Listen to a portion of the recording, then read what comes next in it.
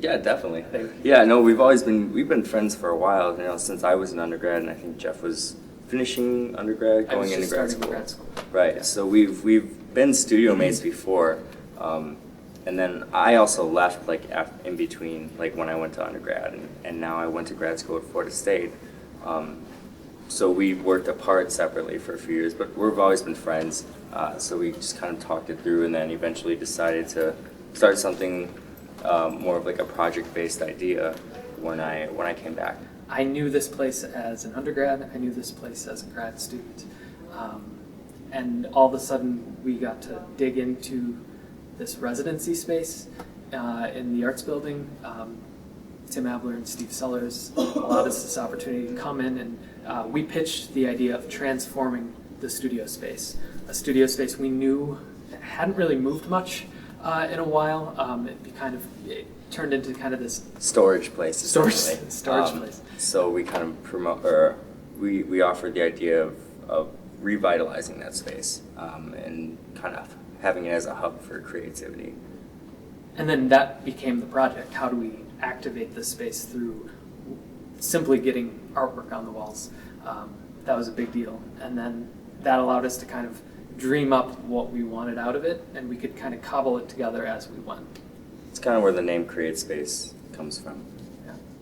If people can come to our show, see the work, and get launched off in a direction that has them interacting with the city of Milwaukee in whatever way works for them, but that does so through one of these channels that we've discovered through our interaction, I think then that's building community. That's like a tangible form of community building. So then we get to participate in the city of Milwaukee as opposed to just observe it.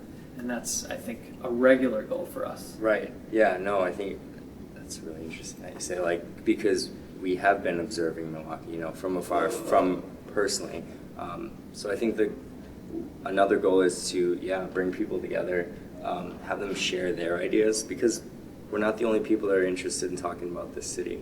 And I think this is just a very different platform for people to be able to do that outside of, maybe going to City Hall or doing a march or, something else, something different where there's that freedom to just have a conversation and see where it goes, see how it develops, how it can maybe affect change, right?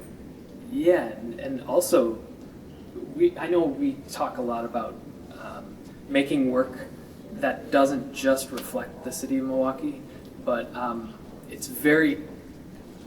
there's so many things going on at this time, at this place, that are difficult and complex.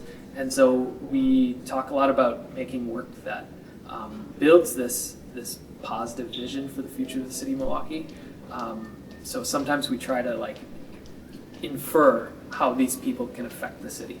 And so showing the potential of what they could do or what we could do. And we're artists, so they're rather weird. It's a weirder way of thinking about the future as opposed to a fully logical way. And so that's, I think, healthy to have audience members bend their brain a little bit and think about the city in creative new ways. Yeah. We talked a lot about how we feel a responsibility now that we have this space, we have this opportunity to show our work. We want to do something great because we do have a history here, and we want to kind of transform it if given the opportunity in a positive way, in a creative way, and in a visual way. I wasn't born and raised in Milwaukee, but I spend a lot of my time now, my later life, just exploring the city and experiencing it. And I came to the Milwaukee area through Stritch. I grew up in Green Bay, made my way here, and then felt daunted by the scope of the city. And so over time, Nick and I had conversations about wanting to make art about Milwaukee because we weren't necessarily in tune with exactly what was going on. We both grew up in kind of more suburban cities, not really small, but smaller. And then just the biggest city kind of around us is Milwaukee. And within that, you get a lot more diversity. There's a lot more things kind of happening throughout the city, so I think that's what was always drawn, why I was always drawn to it. Yeah, and I just wanted to know people, because as soon as I discovered a single person who was doing something as part of the greater Milwaukee culture, all of a sudden I was meeting more people and I was getting in tune with just how this place ticked. We just met. We were both making a lot of art, but we met so that we could kind of just get out of our studios a little bit and talk about the things we really wanted to talk about. Right. And we started to notice this theme, or these themes appear every time we'd meet up at a cafe, over many cups of coffee. We'd end up talking about the same things, and then the conversation at one point started to change to how do we do something with these common themes? Right. How do we get into a space? Because that was really Where we important. can work together consistently and things Yeah. like that. But our work is, I thought you were actually going to ask about our work and how it's evolved since we've been like working in close proximity with each other. And it's changed dramatically. I was mainly like pure abstract form in grad school, and then I made a big shift into bringing in figures, bringing in people, because I liked the city and I was making these very like graphic map like paintings from a distance looking at a city, and really what cities are people. So that shift definitely changed a lot of my work, and Jeff's work is, as you can speak for yourself, right? It's exploded. Being in the space where you have these vast ephemeral landscapes, cityscapes, abstract, just really implying immense space. And I was used to painting kind of a traditional portraiture in my basement, very like damp, romantic, kind of like starving artist type of thing. And the paintings looked like that. They were very personal. They were very thoughtful, introspective, but they weren't exactly catching a lot of attention. And just being in the same space as Nick, I've discovered how to use color that's more in tune with now.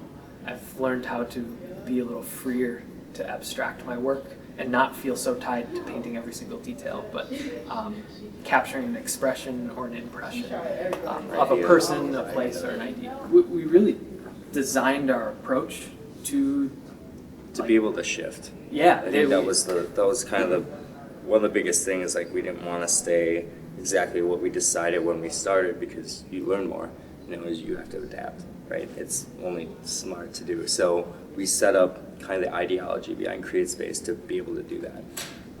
So to be able to go on like, ideations of one kind of topic when there's this overall umbrella that we're talking about the city. Maybe we want to dive into race or leadership or one of the issues that we, umbrella. Maybe we want to push forward into that for a whole series for 3 to 6 months. I mean, there's no guideline as far as that, which I think leaves it open to that idea of always wanting to explore. And if you don't limit yourself, then more things will happen. And I think our guiding questions, like the driving question for our project, was that of observation. So what does Milwaukee look like is always at the forefront of what we're doing. And then we had this second tier of launch points that were those common themes that we were talking about in the cafes when we were just dreaming this project up. So common themes that kept coming up: education, leadership, entertainment, race, gender, space, transportation. These things that just come inherently with a city. And then we talk about, well, who do you know? Like, who is a leader? Who is a leader who's also an entertainer, who's also an educator? And then from there, finding hybrids of people that deal with these issues or work within these realms. And then we bring them in. Right. And then it's explosive. Then we kind of feed off of their energy, the things they say, and their visual appearance and what they do. So one of the first guys Nick brought in, we've made multiple paintings of him. He's a dancer, he's an educator, he's a musician. And so Nick brought him in, we talked, had a great conversation, and we couldn't help but make work right after. Yeah. So I mean, and that kind of falls into this second exhibition, call it Chapter 2, Issues and Icons. Kind of bringing in these people and making them, bringing them into paintings and making them icons, these kind of leaders. within the city, within the community. 2D just was always with me. I drew when I was, I mean, we could go back to when I was a kid, but like, I think for me, it was just something I was always going to do as far as like art. I dabbled in like 2D or 3D and stuff like that. Graphic design very little bit, but painting just always stuck with me. It's a tradition within that I think I hold on to. I think this is really... But it's always bringing, you can bring in current ideas and thoughts into a very traditional way of working. I think this question is perfect for kind of figuring out how we differ. Mm-hmm. And you can see it in the work. Nick is, I think, driven by feel and like tone, and is really able to capture and extract a mood from something. That's what I've learned how to do. But when I think about why painting, I am just an art history nerd, and just that like age-old human act of pushing around ground-up rocks with a hairy stick on a canvas or on whatever surface. I think that the power of that tradition is something that, if we put these new people doing these new innovative things into that tradition, it kind of celebrates and also somewhat legitimizes what they're doing in our small way, sometimes a big way. I think just way of working, we are always bouncing off. That's why we wanted to be together. Yeah. Because Nick will say something and I will paint it like that. So like physically, as far as like actual painting, there's probably maybe, what would you say, like 1 or 2 that are actually true like collaborations. Yeah. Like physical collaborations, but the ideas are always like a collaborative effort. Like we're always, like you said, we're always bouncing kind of these ideas off of each other, which feed into how we make work. And also, we look for opportunities to collaborate. So when we had our first show, the first What Does Milwaukee Look Like show in the gallery, we collaborated on a mural based on the feedback we received from the people who came to our show.